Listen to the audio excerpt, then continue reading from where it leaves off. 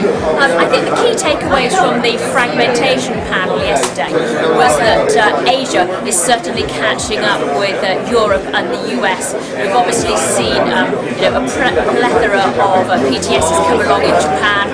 A lot of that has been driven by Chi-X. It's been interesting to see, whilst there were those PTSs, that actually in fact fragmentation has been driven slightly more by Chi-X coming in and the international flavour. So people are very used to integrating smart order routers into Japan, and so we've seen a very, very big acceleration in terms of fragmentation in Japan. So we've seen Chi-X and Japan Next taking up to about 7% market share over the last couple of weeks, and I think it's quite interesting that we've seen that similarly with Geared Up in Australia with Chi-X down there, and Chi-East in Singapore. So I think some of the key takeaways are very much that Asia is catching up with Europe. I think that one of the things that we discussed from a technology point of view is that if you've got a good partner, funnily enough somebody like a BT Radiance who can connect you to all of those venues, that if you're very much used to having that international technology, that actually fragmentation isn't something to be frightened of, especially if you've got a technology partner like ourselves to help you deal with fragmentation.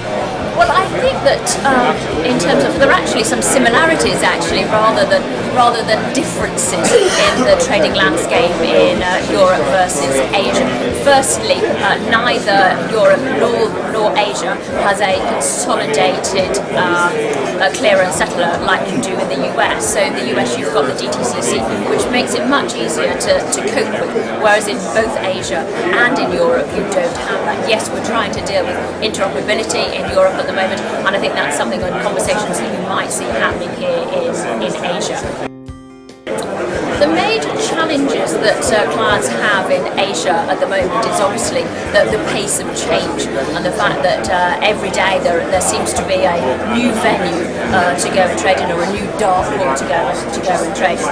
And so you've got the opportunity to be able to link up into all of those different dark pools and all of those different new ATSs, PTSs, and all of the new venues. Obviously that is a challenge in terms of connectivity. It's a challenge in determining where one should trade and how one should trade. But from a BT Radiance point of view, as one of the largest extranets in the world, there isn't. I don't think there's a country that we can't get you to.